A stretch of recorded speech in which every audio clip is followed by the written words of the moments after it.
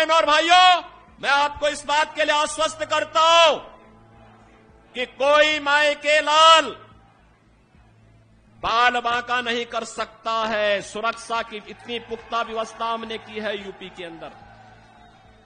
आज आप देखते होंगे बड़े बड़े दुर्दांत माफिया और अपराधी किस कदर उनकी दुर्गति हो रही है। आप देख रहे होंगे जिनके नाम से ही लोग कर्फ्यू जैसा माहौल होता था, आज उनकी दुर्गति क्या है हर व्यक्ति देख रहा है।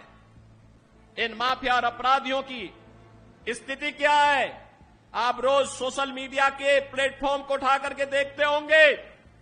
एक दुर्दांत माफिया ऐसा भी था बहनों और भाइयों, जब समाजवादी पार्टी की सरकार के समय चलता था तो मुख्यमंत्री हो या मुख्य न्यायाधीश, इन सब के काफिले रुक जाते थे और माफिया का काफिला निकलता था। और जब हमने कार्रवाई की उस माफिया के खिलाफ और उसको रगड़ करके कोर्ट के सामने प्रस्तुत किया तो उसकी पैंट गीली हो गई थी। उसकी पैंट गीली हो गई थी। और तब हमने कहा था उस समय उसको, हमने कहा था कानून को रौंदने वाले, आज कानून कितना बड़ा होता है यह एहसास हो रहा है कि नहीं हो रहा है। और निर्दोष लोगों को मारोगे तो मिट्टी भी नहीं मिल पाएगी। और बहनों और भाइयों, इसीलिए मैं आया हूं आपसे कहने के लिए, देखो जिनकी गर्मी हम शांत कर चुके हैं उनको गर्म मत होने दीजिए। अब इस क्षेत्र को विकास की मुख्य धारा के साथ जुड़ने दो। उनकी सबकी गर्मी शांत हो गई है, वे गए काम से। और बहनों और भाइयों, मैं आपको इस बात के लिए आश्वस्त करता हूं कि कोई माई के लाल बाल बांका नहीं कर सकता है। सुरक्षा की इतनी पुख्ता व्यवस्था हमने की है यूपी के अंदर। आज आप देखते होंगे बड़े बड़े दुर्दांत माफिया और अपराधी किस कदर उनकी दुर्गति हो रही है। आप देख रहे होंगे जिनके नाम से ही लोग कर्फ्यू जैसा माहौल होता था, आज उनकी दुर्गति क्या है हर व्यक्ति देख रहा है।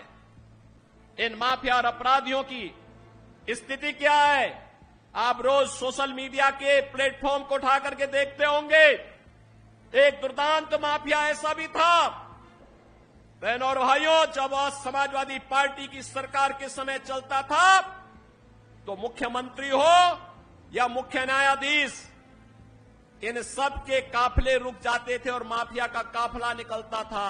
और जब हमने कार्रवाई की उस माफिया के खिलाफ और उसको रगड़ करके कोर्ट के सामने प्रस्तुत किया तो उसकी पैंट गीली हो गई थी। उसकी पैंट गीली हो गई थी।